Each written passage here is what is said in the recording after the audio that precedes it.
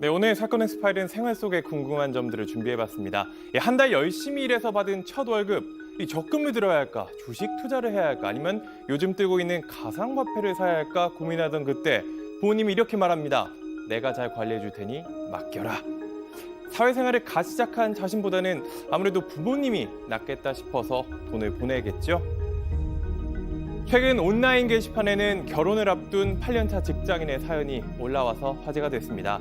이 모은 돈을 월급을 다 들여서 이제 모은 돈을 돌려달라고 했더니 엄마는 이미 다 써버렸다. 이렇게 말하면서 고작 몇백만 원만 남았다고 했습니다. 무려 8년을 모았는데도요. 또 다른 한 여성은 암에 걸렸다는 엄마의 말에 병원비를 매달 수십만 원씩 보냈습니다. 알바도 하고 대출도 받았는데 알고 보니 거짓말이었습니다. 생활비로 다 써버렸다는 겁니다. 심지어 자신을 제외하고는 가족들이 모두 알고 있었습니다. 암이라는 게 거짓말이라는 걸요. 아무리 가족이지만 동의도 없이 써버린 내 돈 돌려받을 순 없을까요?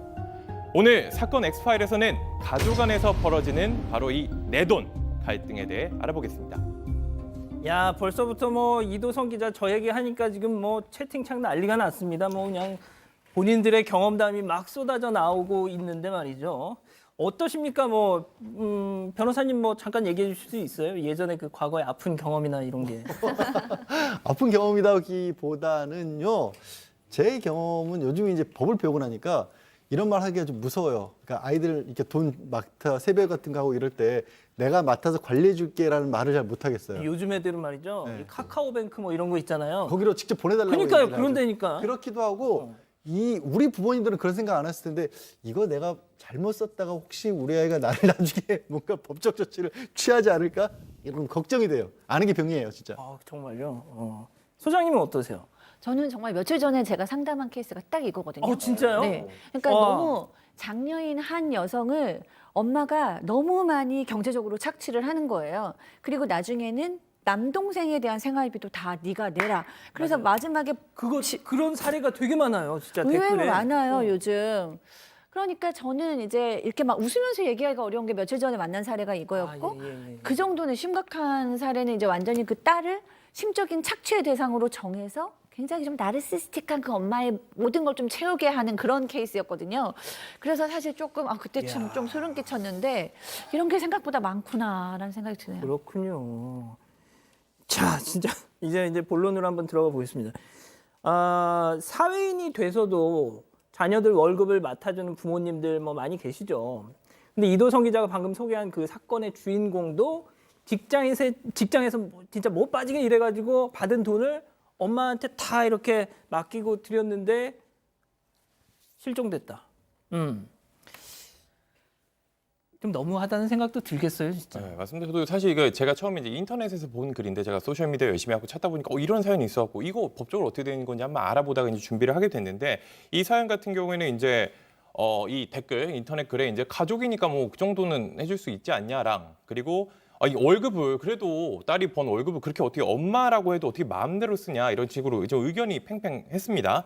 이 엄마 말을 철석같이 믿고 알아서 관리하겠다라는 그 말만 믿고 8년 동안 월급을 갖다 줬는데 결국에는 엄마가 우리 지금 이거 살고 있는 이 집 사는데 보탰다 이렇게 얘기하면서 400만 원만 남았다고 이렇게 얘기를 한 겁니다. 그래서 참 이게 사실 저도 좀 공감을 해가지고 제가 만약 이런 일을 겪었으면 아무리 엄마고 아빠지만 아주 슬플 것 같아요. 예.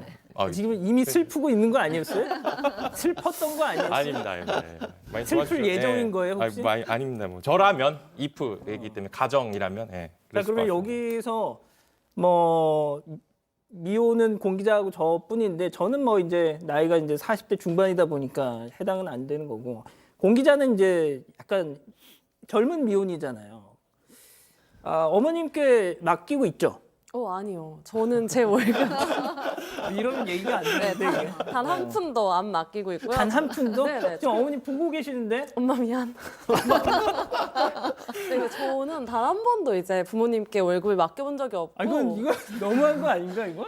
근데 요즘은 다 이렇게 하더라고요. 요즘은 이제 진짜? 가족 관계여도 직장이나 취업을 빨리 하는 경우에는 그냥 제 친구들도 다 각자의 그런 경제 상황이나 이런 거는 오히려 부모님께도 잘 알리지 않는 사람도 많기 때문에 저도 지금 1인 미혼 가구, 1인 가구로서 경제적인 이런 관리를 제 스스로 하고 있습니다.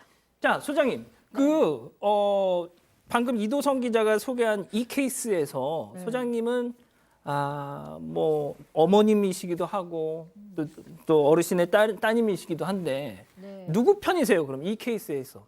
이 케이스에서는 뭐 엄마가 맨 처음부터 진짜 그 딸 돈을 내가 집 사는데 다 사야지 이러면서 받으셨을 것 같지는 않아요. 그냥 네가 버는 거 내가 잘 관리해 줄게. 이 얘기는 맞았을 것 같은데 이제 돈이 사람이 있다 보면 급한데 막 쓰게 되잖아요. 그래서 이렇게 되신 거 아닌가 싶지만 그래도 결론적으로는 전 딸 편이에요. 왜냐면 얼마나 속상하겠어요. 얼마나 열심히 일했는데 그런데다가 지금 가족들도 다 지금 알고 있었다는 건가요? 그럼 굉장히 심적으로도 배신감 느끼는 거죠. 돈 버는 게 쉬운 것도 아닌 건데. 이번 설 때 그 자녀분들한테 들어온 세뱃돈은 누가 관리하고? 자녀분들에게 들어온 돈은 저는 없죠. 아직은 고등학생인데 제 자녀가 저한테 돈을 주지는 않고요. 제가 주죠. 아니야, 그러니까 그 고등학생 자녀분이 받은 세뱃돈을 고등학교 자녀 제 아이가 받은 세뱃돈은 물론 이제 고등학교 요즘 그 앵커께서 고등학교 아이를 안 키워서 모르는데 더 달라고 하지 않으면 정말 다행히 그래요? 네, 이 정도로 조용해 주는 게 다행이다 그러고 조용히 넘어갑니다.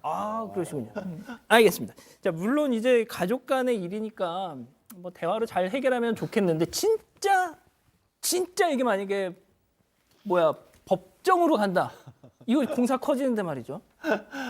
진짜 엄밀하게 따지면 문제 소지가 있기는 해요. 이게요? 일단은 딸 입장에서는 돈을 맡아달라고 맡긴 거지 마음대로 써도 좋다고 한 건 아니거든요. 물론 그렇기 때문에 횡령이 될 가능성도 있어요. 횡령. 예.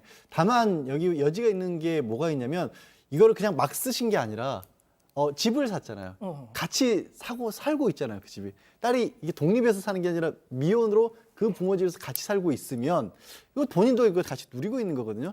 물론 그래도 역시나 맡긴 취지하고는 다르기 때문에 횡령이 될 여지는 있는데 근데 문제는 가족 간의 횡령이 되면요. 형사처벌을 못 합니다. 재산 범죄에 있어서 돈 문제 가지고는 가족 간에 검찰이나 법원이 개입할 수 없다. 친족 상도례라고 해서 안 끼어들고 친족 상도례라고 해서요. 예. 안 끼어들고요. 아까 그 얘기도 나왔었죠. 암 걸렸다고 해서 어머니가 몇십만 원 받은 경우 그 경우는 솔직히 좀 야박해요. 그냥 도움을 청한 것도 아니고 그럼 명백하게 사기죄거든요. 이 경우도 처벌은 못해요. 제가 아는 사건으로 정말 액수가 큰 사건은 이 아들이 아버지 돈 10억 가량을 사기를 쳤던 경우도 있었는데 아들이 아니, 아버지 10억 10억. 10억인데 그 경우에도 형사처벌 못했습니다. 고소까지 했는데도. 이야, 그렇군요. 지금 뭐 채팅창에 이 아이템, 이 주제와 관련된 얘기는 솔직히 별로 안 나오고 그 아까 이 고등학생 자녀분이 있다고 얘기하니까 관리 어떻게 그렇게 잘하셨냐고 지금 이 얘기만 막 많이 하고 있어요.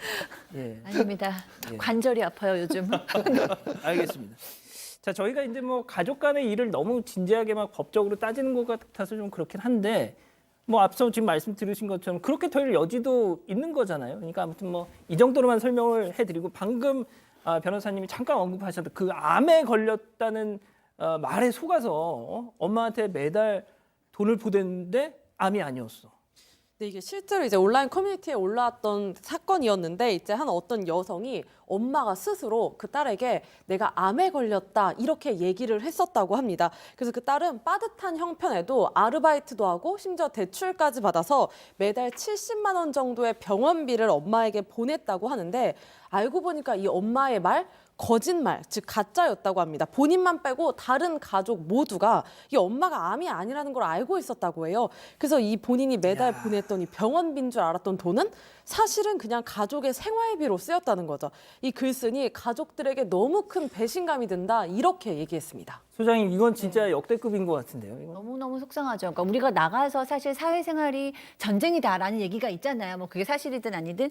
근데 이제 사회생활을 해서 받는 상처는 사실 나도 상대에게 크게 뭐 사랑을 하거나 애정을 갖지 않기 때문에 상처를 받아도 사실은 털어낼 수도 있고 시간이 지나면 아프는데 엄마, 가족에 대한 사랑은 제 마음이 확 열려 있잖아요. 그럼요. 특히 엄마에 대한 뭐 것은 계산 불가잖아요. 근데 그 엄마가 나의 슬픔이나 고통이나 힘듦이나 이런 거를 전혀 신경 쓰지 않고 나에게 도리어 더 내 돈을 가지고 가서 날 착취했다라고 너무 슬프죠. 근데 앞서 그 소장님 잠깐 언급하셨는데 진짜 그런 제가 댓글을 보니까 정말 그런 경우가 많아요. 그러니까 딸의 돈을 이렇게 받아서 그 엄마가 아들 한테 다 몰아주는. 어.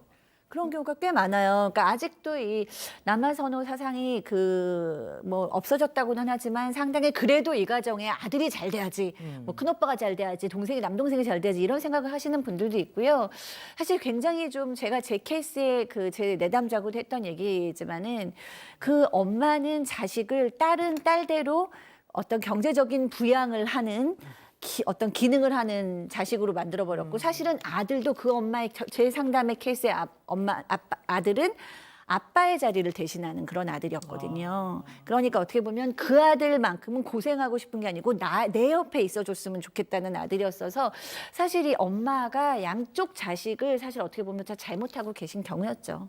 자, 이현지님이 우리 엄마 아빠 감사합니다 이런 글을 올리셨네요. 네, 알겠습니다. 자, 근데 변호사님 어쨌든 아무리 가족이어도 지금처럼 그렇게 이 거짓말까지 하면 이거는 일단 그 감정적으로는 사기 아닌가요, 이거? 사기죄 맞죠? 그러니까 사기죄예요? 그러니까 거짓말을 해서 상대방으로 하여금 속아서 재산상 이익을 주도록 한 거는 사기죄 맞습니다.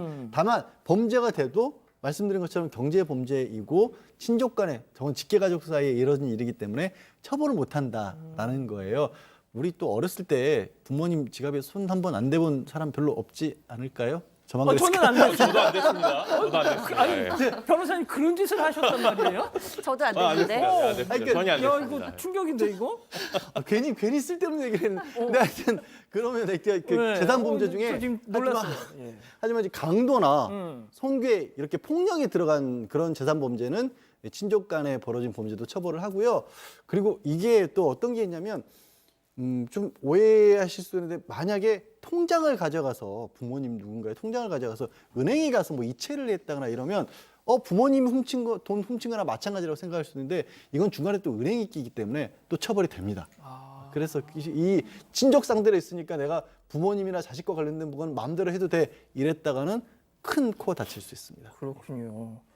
자, 그러면 공 기자 아무리 지금 가족이어도 뭐 본인 의지와는 상관없이 돈을 뜯겼다고 볼 수 있는 지금 사례들을 계속 열거를 했는데 자, 중요한 거 돌려받을 수는 없을까? 네, 이게 뭐 민사소송을 제기할 수 있는 경우는 있다고 합니다. 예를 들어 관리해준다면서 월급을 가져갔는데 이게 횡령으로 혹시나 인정될 경우에는 손해배상 청구를 할 수 있다고 하는데요. 처벌만 안 되는 거지 범죄 자체가 사라진 게 아니기 때문입니다. 하지만 이 사건처럼 만약에 집을 사는데 사용을 했다라고 하면 나중에 집의 명의를 바꾸거나 본인에게 상속돼서 본인이 이득을 볼 수도 있기 때문에 이럴 경우에는 손해배상 소송을 할 수 없다고 하고요. 또 예를 들어 생활비 좀 보내달라라고 해가지고 돈을 보내주는 경우 이것도 다시 돌려받기는 사실상 어려운 상황이라고 합니다. 아이고야, 그렇군요. 자, 그렇다면 이제 이 뭐 아이템을 좀 정리하는 의미에서 다시 좀 처음으로 돌아가죠. 그 어린 시절 솔직히 저도 경험이 있습니다. 뭐 그때 저희 부모님이 뭐 다 아무튼 뭐 모두가 트라우마가 있지 않으신가요? 아무튼 그 세뱃돈 돌려받을 수 있습니까? 실제로 뭐 저희 어머니가 보실 수도 있지만 저 사실 다 뺏겼거든요. 초등학교 때 본인이 경험담이 뺏긴 거죠. 가져가셨어요. 그런데 이거를 제가 공부를 해봤습니다. 찾아봤더니 미성년자인 경우 이제 부모가 친권자입니다. 친권자면 법정 대리인이기 때문에 자녀 명의의 재산을 이제 관리할 수 있기 때문에 가져가 됩니다. 뭐 물론 이게 직권남용이나 이게 자신의 권리를 좀 남용할 수는 있지만 가져갈 수는 있는데 다만 이 세뱃돈 용돈을 주는 사람이 이거 엄마한테 주지 마. 라고 하면은 이제 부모에게는 그런 또 권리가 없어진다고 하더라고요. 그렇군요. 자, 아무튼 아이가 어리다고 세뱃돈 이거 너무 그냥 가져가시면 안 될 것 같다는 생각이 좀 드네요.